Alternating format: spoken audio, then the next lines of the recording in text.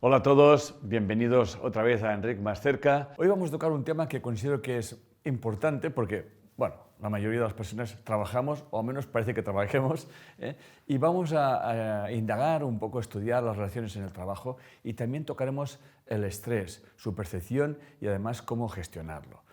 Una de las cosas que tenemos que tener muy clara es que para el inconsciente no hay ninguna diferencia entre la familia nuclear y la familia en el trabajo. Para el inconsciente, como ya sabéis, el otro no existe. No es que el otro no exista, tal como lo vemos, está fuera, obviamente, sino que lo que no existe son nuestras percepciones, nuestras interpretaciones de los demás. Cuando yo realmente me involucro emocionalmente con un compañero de trabajo o con un familiar, para mi inconsciente todo es yo, todo recae en mí. El otro no existe. Cuando decimos esto, vamos concretamente a esto, que cuando yo proyecto mi emoción, mi conflicto o cualquier otra situación en otra persona, que la tiene la otra persona, mi inconsciente lo vivo como yo mismo. Pues bien, en nuestra casa está papá, mamá, al menos debería de ser así, hermanos y otros familiares pues un poco más lejanos, ¿no? Y en nuestro trabajo está pues también papá, también está mamá y también están los hermanos. En ese caso estaríamos con los jefes o con los directores o con los responsables o con los encargados y con los compañeros del trabajo. Por lo tanto, una de las cosas que, ya sabéis que una de las cosas que más nos interesa y que tiene como objetivo Enric Más Cerca es que tomemos conciencia de nuestras relaciones interpersonales y cómo podemos aprender de ellas. Esto realmente es clave. Entonces, muchas veces, el problema que tenemos con un compañero de trabajo o con nuestro jefe o con cualquier miembro del trabajo es una proyección de los conflictos que tenemos en nuestra familia. Por eso, si no sabemos cuáles son exactamente los conflictos de nuestra familia, bueno, los conflictos sí que lo sabemos, pero no cómo realmente gestionarlos, cómo darles la vuelta, cómo invertir el pensamiento, ya hemos hablado muchísimas veces que una de las formas más fáciles siempre es a través de la proyección de lo que me rodea, y en ese caso en el trabajo. Por eso, esto es muy importante en el trabajo porque hasta para un empresario o para una persona que gestiona un negocio, hay que tener en cuenta que el trabajo, los miembros de la familia es como un órgano, es un sistema, y cuando el sistema está fallando en uno de esos miembros, entonces el sistema se resiente. Por eso estamos trabajando en bioneuroemoción, la gestión emocional en el trabajo, pero no podemos gestionar las emociones en el trabajo si antes no gestionamos los problemas que tenemos en nuestra familia o en nuestras relaciones interpersonales más allegadas o más afines, como puede ser la esposa, nuestros hijos, nuestros padres, etcétera, etcétera. Una vez aclarado eso, vamos a dejar muy claro y vamos a indagar cómo funcionan esos programas. Para ello voy a poner un ejemplo. Hay una película muy divertida, bueno, al menos a mí me gustó muchísimo, que se llama De la India a París.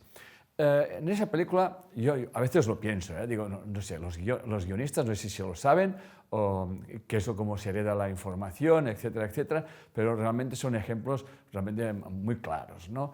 Una de las cosas que realmente heredamos son las vocaciones. Nuestras vocaciones son totalmente inconscientes.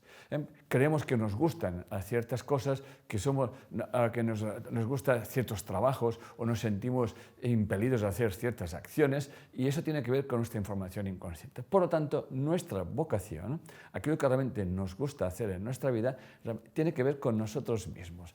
Pues, a lo que iba. En la película de la India a París, el protagonista es un niño, empieza siendo un niño, nunca ha conocido a su padre. Y siempre está preguntando por él, ¿no? Cuando va con su mamá por el libro de una ciudad de la India y va comprando, y siempre le va diciendo, mamá, este es mi padre, cállate, hijo, tú no tienes padre, tú eres la manifestación del espíritu. Esta es la respuesta que realmente recibía siempre de su madre. Pero él sigue insistiendo con su padre, con su padre. Otra de las características que había en esa película es que había como una especie de fotografía de la Tour Eiffel de París y veías que la madre pues, pasaba y en vez de besar a un santo, en vez de besar a un santo a una figura de la India, besaba a la Tour Eiffel, ¿no?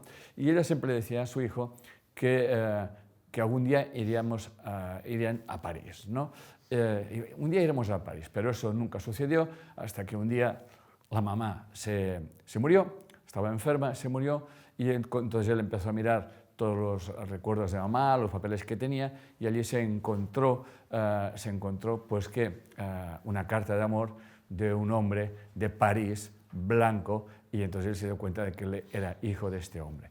Una de las cosas muy curiosas que tiene que ver con las vocaciones es que el chico, para poder ir a París, lo que hacía era trucos de magia en la calle, pues bueno, se ganaba la vida en la calle, pero haciendo cosas para distraer a la gente. Y curiosamente, su padre hacía exactamente lo mismo. Yo cuando vi esto pensé, es realmente increíble cómo llegamos a heredar cualquier cosa. Y en esa película, obviamente, no voy a explicar al final, porque al final os lo dejo para vosotros, para que la veáis. Es una película realmente muy divertida, es muy humana, es muy entrañable. Y bueno, él cuenta una historia a unos niños que realmente porque son vagabundos en la calle, que deben tener 12, 13 años y les pueden meter en la prisión. Y entonces él tiene una escuela y en definitiva él le explica esa historia, que es una historia muy bonita.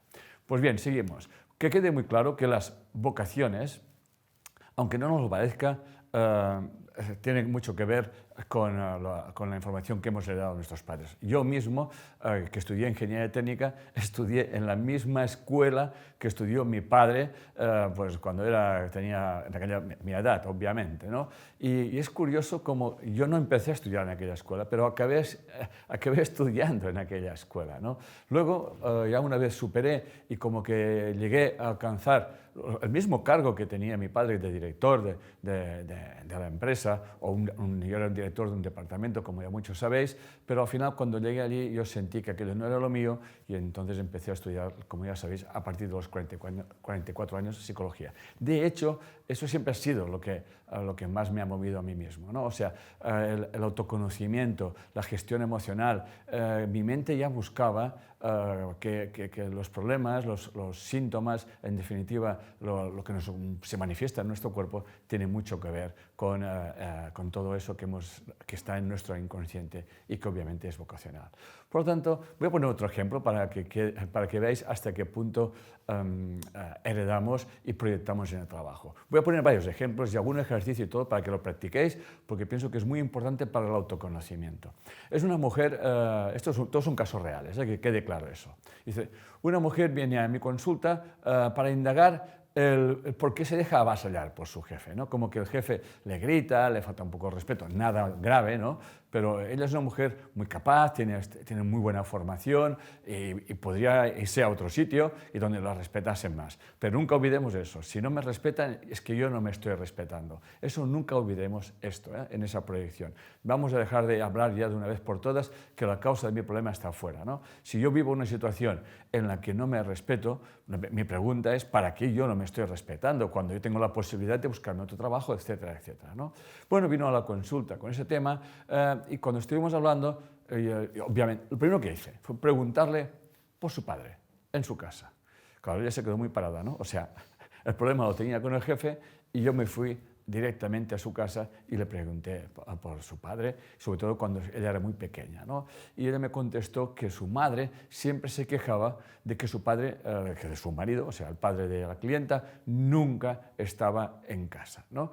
Y que cuando estaba, mejor que no estuviese, porque entonces él pues la maltrataba o le faltaba el respeto, le gritaba, etcétera, etcétera, etcétera. Solamente explicándome eso, automáticamente ella comprende que el por qué no tienes relaciones de compromiso. Fíjense que cuando uno toma conciencia no tienes que pensar mucho, se van cayendo las fichas, los 20, como dicen en México, ¿no? Y se va dando cuenta de que ahora entiendo que yo fui introyectada en que mamá se quejaba de papá porque no estaba, pero cuando estaba mejor que no estuviese, etcétera, etcétera. Y por eso ella, cuando tiene relaciones, pero cuando tiene que llegar a un punto de compromiso, realmente pues, lo rompe por una excusa o la otra, ¿no? Una de las cosas que realmente ella tomó conciencia y le cayeron 2 lágrimas fue cuando vio que ella estaba aguantando, vamos a llamarle los gritos, los malos tratos, tampoco era nada grave, de su jefe, porque para su inconsciente el jefe es igual al padre. Y ese estrés de falta de padre es como que había encontrado al padre. Y me imagino que no solamente porque era el jefe, sino porque tendría que haber algún parecido físico, etcétera, etcétera. Yo he visto casos de que personas se han enamorado de chicos o de chicas porque la voz del chico o la chica se parecía a la de su madre o la de su padre, ¿no? O sencillamente por la forma de hacer las cosas, por la forma de hablar, etcétera, etcétera. Como podemos ver, esto es muy sutil, pero en el caso de nuestro trabajo, que es muy importante y que pasamos muchísimas horas, a veces, antes de quejarme del jefe o quejarme de mi compañero o de molestarme con cualquier miembro de la empresa, uno tiene que tomar una reflexión y darse cuenta de qué realmente me está molestando de esta situación y aquí es donde realmente vamos a indagar y a conocernos a nosotros mismos. Y una manera de hacerlo es obviamente irnos a nuestra familia, porque al final están los personajes que son equivalentes uno al otro, ¿no? Veamos, otro ejemplo, ya he dicho que iba a poner varios, porque al final con los ejemplos queda mucho más claro, ¿no? Es una mujer joven que se queja de que su compañera de trabajo se distrae mucho. Llega tarde al trabajo y además fuma, ¿no? Y me hace hasta un comentario, dice, hasta estoy pensando si me hago fumadora, más que nada porque ella fuma, no sé, 3 o 4 cigarrillos al día y pues se tira 5 o más minutos fuera fumando, ¿no? Y al final resulta que los que fuman primero pasaron a ser apestosos, y ahora resulta que tienen ventajas, ¿no? Bueno, eso son formas de ver las cosas, ¿no? Cada uno lo percibe como ya sabéis, como quiere, ¿no? Bien, la cuestión que ella se queja de luego yo tengo que hacer todo y bueno, lo que ella no hace lo tengo que terminar yo, ¿no? Y digo, atención, quédate aquí, vámonos a tu casa. Me imagino que en tu casa tiene que haber alguna hermana, ¿no? Y me dice, sí, es la que no hace nada. Ya me contestó eso de entrada, la que no hace nada. Yo soy la mayor, ella es la que no hace nada. Y desde muy pequeña, fuimos en el ambiente emocional, desde muy pequeña mamá siempre le decía, me tengo que ir a trabajar, tú tienes que responsabilizarte de las cosas de casa. Por favor, acaba de ordenar, arregla la cocina, haz las camas, etcétera, etcétera, etcétera. ¿Y qué es lo que hacía su hermana? Nada, absolutamente nada. Ella, en ese estrés de pequeña, lo proyecta en esa compañera.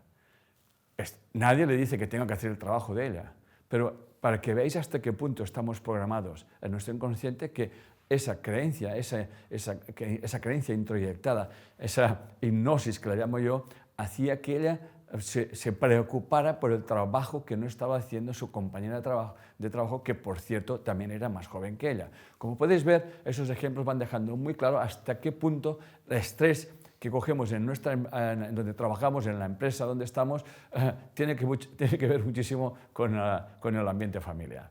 Voy a poner un pequeño ejercicio de reflexión para que todo el mundo, es un ejercicio tipo general, pero para que todo el mundo vaya tomando nota y vaya conociéndose más a sí mismo. Bien, una pregunta típica, ¿qué es lo que más te molesta de tu jefe?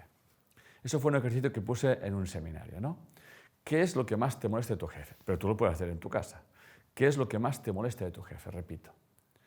Y ella me contesta, se le olvida todo. Cuando se lo recuerda, cuando yo se lo recuerdo, me dice, lo cambia. Y eso me molesta muchísimo. Digo, lo puedo entender. Y dice, rápidamente me voy a casa. Bien, ¿me puedes hablar de tu marido? Podríamos hablar de su marido o de su padre, pero me fui a su marido. ¿Me puedes hablar de tu marido? Dice, siempre tengo que recordárselo todo. Atención, ya me di cuenta que estamos repitiendo, hay una proyección. Bueno, ¿me puedes hablar de tu padre? Súper controlador, se lo apuntaba todo, no se le olvidaba de nada. Como podemos ver, aquí estamos en las polaridades. Mi padre, súper estricto, controlador, y ella hace exactamente, es como su padre, súper controladora, súper estricta, no se le olvida absolutamente nada. Para compensar este exceso, tiene que encontrarse una persona, su marido, que siempre se tiene que recordárselo todo. Entonces, cuando yo le dije, muy bien, ahora quita el espejo del jefe, ya vamos a dejar de hablar del otro. Ya sabéis que siempre digo lo mismo, cuando hablemos del otro, que sea para conocerte a ti mismo, no como buscarle que el otro tiene la causa de lo que me está ocurriendo a mí. Quitamos el espejo. ¿Qué te enseña? ¿Qué puedes aprender? ¿Y qué crees que puedes hacer tú para que tu jefe no se olvide? Esto es importante. Cuando le dije eso, se quedó como muy sorprendida, ¿no? Porque estábamos en un seminario aquí en Buenos Aires haciendo un taller y yo le dije, tú no tienes que querer que tu jefe no se olvide, sino tú tienes que buscar qué tienes que hacer tú para que él no se olvide. El cambio está en ti. Lo que no puedes hacer es hacer siempre lo mismo y esperar que ocurran cosas diferentes. Cuando invertimos este pensamiento, le dije, lo que tú hacías antes era restar y haciendo esto estás sumando. Creo que está quedando bastante claro, ¿eh? Y eso lo podemos trasladar a cualquier miembro de la familia, cualquier miembro de la familia nuclear o de la familia del trabajo, ¿no? Voy a poner un ejercicio también, dice, también obviamente es genérico. Dice, imaginemos que el director o tu jefe te exige continuamente un rendimiento superior y el cumplimiento de más tareas. Antes de seguir, quiero recordar que somos energía, somos información y vibramos. Y por lo tanto, todo lo que nos rodea tiene que ver con nosotros. Son cosas que atraemos a nuestra vida. Por lo tanto, si tú estás en una empresa y tú percibes, atención, percibes que tu director te exige continuamente un rendimiento superior y el cumplimiento de tus tareas o más tareas, podías preguntarte, ¿en qué contextos de mi vida personal soy incapaz de establecer límites saludables? Atención. O sea, de alguna forma, ella no está estableciendo ningún límite. Entonces, ¿en qué punto se está callando y diciendo, oye, hasta aquí he llegado, yo ya he cumplido con mis tareas, si usted me permite, yo me tengo que ir a casa o tengo que hacer mis cosas, etcétera, etcétera? Pero si no ponemos límites, al final el jefe irá exactamente ampliándolos. Yo recuerdo muy claramente, cuando trabajaba de director de calidad, mi jefe nunca, no sale nunca de la empresa. Por lo tanto, estaba clarísimo que el jefe no tenía ganas de irse a su casa. Y entonces nos cogía a los encargados, los directores, y nos reunía a última hora de la tarde y nos contaba batallitas. Y estábamos allí hasta la hora que le daba la gana. Pues, esto es un ejemplo clarísimo de que yo allí un día me planteé y dije, perdone, pero yo me tengo que ir a mi casa que tengo cosas que hacer. Y que salga el sol por donde quiera. Al final yo me tomé conciencia de que todas las cosas hay que ponerles un límite y que se llaman límites saludables. Una cosa es una urgencia, obviamente, faltaría más, ¿no? Más reflexiones. ¿Qué peso siento que recae sobre mí que no quiero cargar? Vamos otra vez de la familia. ¿De qué me estoy responsabilizando? ¿Qué está pasando en mi casa? Entonces podemos ver que quizás mi marido no trabaja o no quiere trabajar o no encuentra trabajo. Eso yo no lo sé. Pero yo me estoy trabajando, estoy haciendo más horas para llevar para adelante a la familia. Por lo tanto, volvemos a estar que no estoy colocando límites, ¿no? Y me encuentro allí que en ese caso sería, mi marido sería el jefe o el director, que de alguna forma, al menos el inconsciente lo vive así, es como que yo tengo que trabajar, tengo que hacer más cosas para llevar adelante, en ese caso, la casa, que para el inconsciente llevar adelante la casa o la empresa es exactamente lo mismo, ¿no? Y también, ¿con qué persona de tu infancia daba igual cuánto hicieses? O sea, hicieras lo que hicieras, nunca hacías lo suficiente. ¿Cuántas madres yo he visto que chicas muy exigentes, muy estrictas y muy perfeccionistas, porque cuando llegaban a casa su mamá o su papá les decía, a ver, las notas, has sacado un 8, puedes hacer más, puedes hacer más, puedes hacer más, puedes hacer más. Y todo lo que se dice de cuando somos pequeños, cuando somos jóvenes, eso queda introyectado en nuestras mentes y condiciona nuestras vidas, como tantas veces hemos comentado. Por lo tanto, una de las cosas que siempre me pregunta la gente, y todo eso es tomar conciencia. ¿Qué pasa con tomar conciencia? Pues muy simple. Tomar conciencia no pasa absolutamente nada. Y lo voy a referenciar en una frase, cuando podemos ver lo que no podíamos ver antes, podemos hacer lo que no podíamos hacer antes, tan simple como eso. Si ahora lo veo de otra manera, obviamente puedo establecer límites, puedo decir no, puedo no hacer el trabajo de mi compañera, ni de estresarme, ocuparme sencillamente del mío y dejar que las cosas vayan cada cosa por su camino, ¿no? Por ello, tienes que reconocerte a ti mismo, a ti misma, eligiendo interpretar la vida de la forma en que lo haces. Esto es autoconciencia. O sea, en definitiva, tú decides quién quieres ser en cada momento de tu vida. No estamos aquí para cambiar a los demás, no estamos aquí para cambiar al jefe, no estamos aquí sencillamente para cambiar a nadie. El único cambio que hay que hacer es en nosotros mismos. Por lo tanto, cuando podemos ver lo que no podíamos ver antes, podemos hacer lo que no podíamos hacer antes. Eso es tomar conciencia. ¿Y qué es lo que tienes que hacer? Eso lo sabrás tú. Unas reflexiones finales sobre esto. ¿Qué estás dispuesto o dispuesta a cambiar de tu vida?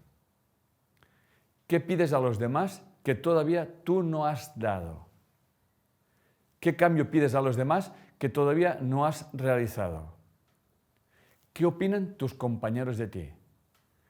¿Qué refleja la empresa de ti? Atención a esas frases, lo voy a repetir. ¿Qué estás dispuesto a cambiar de tu vida? ¿Qué pides a los demás que todavía tú no has dado? ¿Qué cambio pides a los demás que todavía no has realizado? ¿Qué opinan tus compañeros de ti? ¿Qué refleja la empresa de ti? Porque al final todas esas cosas y algunas reflexiones más, como hemos hecho hasta ahora, estarán hablando de ti y te darás cuenta de cómo tú no estás viendo las cosas como son, sino cómo realmente las estás interpretando. Y esas interpretaciones, como decimos siempre, tienen que ver con esas informaciones que hemos recibido de nuestros padres, de esos ambientes familiares. Bien, voy a hablar ahora un poquito del estrés. Hasta ahora, hasta no hace mucho, el estrés se percibía como muy negativo, ¿no? Pero hay una cosa que está clara, la ciencia ha ido demostrando que al final el estrés no es ni negativo ni positivo, sino depende de cómo tú realmente lo vivas, que en definitiva es lo que estamos explicando hasta ahora. Por eso quería hablar sobre el estrés. Porque una cosa es muy importante, si me estresa que mi amiga o mi colaboradora salga a fumar o se distraiga o llegue tarde al trabajo, en definitiva yo puedo conocerme a mí mismo, pero al fin y al cabo el problema es de ella, no es mío el problema, yo tengo que hacer mi trabajo que me pagan para ella, ¿no? Por lo tanto, si pudiésemos suprimir el estrés, sería muy perjudicial, porque el estrés realmente lo que hace es nos empuja, nos ayuda a superar nuestros miedos, a fomentar nuestro crecimiento y desarrollo personal. Por lo tanto, el estrés siempre es muy importante. Lo que realmente tiene que cambiar es su percepción, ¿no? De hecho, la percepción de cómo vivamos el estrés determina nuestra salud. Por lo tanto, es muy importante la autogestión emocional y la autogestión, obviamente, la autoindagación de cómo estamos viviendo las experiencias de nuestra vida, que en definitiva es uno de los motivos de objetivos, más que motivos, objetivos de la bioneuroemoción y por ende en Enric Más Cerca, ¿no? Por tanto, no se trata de deshacer el estrés, sino de ser mejores manejando el estrés, ¿no? La doctora Kelly McGonigal explica en una de sus charlas cómo podemos hacer del estrés nuestro amigo, demostrando científicamente cómo la percepción que tenemos sobre el estrés determina los efectos que tiene sobre nuestro cuerpo y nuestra salud. Ella cuenta que se hizo un experimento científico con 30.000 personas que duró durante 8 años, en las que se les hacían 2 preguntas básicas. Si habían pasado mucho estrés en el último año y cómo percibían el estrés, si negativo o positivo, ¿no? Y al cabo de esos 8 años buscaron las personas que habían contestado que el estrés era negativo y las que habían contestado que el estrés era positivo y se dieron cuenta que las únicas muertes que habían habido, que fueron hasta un 43% de esas personas, eran las que percibían el estrés como negativo. Por lo tanto, atención cuando nos estresemos, porque el estrés, como he dicho y os voy a repetir, es muy importante para hacer cosas en nuestra vida. Si no tenemos ese mínimo de estrés, es que ni tan siquiera nos moveríamos. Cuando yo estoy preparando, por ejemplo, esta charla con todos vosotros, tiene que haber un mínimo de estrés. Ese estrés hay que saberlo gestionar, ¿no? Y luego se trata de, cuando estoy aquí, pues pasármelo bien con vosotros y compartiendo, ¿no? Pero si no existiera ese estrés, que no empezaríamos ni a caminar, ¿eh? Por lo tanto, el estrés, aparte que ha sido fundamental para la supervivencia, ¿no? McGonigal también afirma que en los estudios que se han llevado a cabo sobre el tema, acaba de decir muy claro que se segrega una hormona que se llama la oxitocina, que cuando lo percibimos de una forma saludable nos beneficia en todos los aspectos y regenera nuestra salud y nuestro cuerpo, etcétera, etcétera. Bien, por tanto, si queremos gestionar el estrés, hemos de centrarnos en nuestra percepción. Y nuestra percepción siempre es una interpretación. Vivimos en un mundo, en un universo interpretativo. Cuando yo estoy viendo cosas que se me están repitiendo constantemente, como la que os he explicado hasta ahora, inventamos nuestra historia, buscamos nuestros argumentos para sostener aquello que estamos viviendo. Y nos olvidamos de lo que hemos inventado y lo llegamos a convertir en cierto. Esas historias están sustentadas por interpretaciones o percepciones, pero cuando realmente identificamos nuestras interpretaciones como lo que son, podemos liberarnos de ellas. Por lo tanto, la autoindagación es muy importante. La autogestión emocional y la autoindagación son claves. Cuando yo me estoy dando cuenta de que aquello que estoy repitiendo, aquello que me está poniendo nervioso o nerviosa con lo que hace mi jefe o que hace mi compañera de trabajo, etcétera, etcétera, entonces me doy cuenta de que eso tiene que ver conmigo. Aquello no cambiará, la persona seguirá haciendo lo mismo, pero ya no me afectará igual. Y eso es lo que realmente enseñamos, a gestionar el estrés. Por eso, con eso termino y solamente deseo de todo corazón que sirva de ayuda para que encontréis ese equilibrio emocional que todos anhelamos en nuestras vidas. Muchas gracias y nos vemos en el próximo Enric Más Cerca.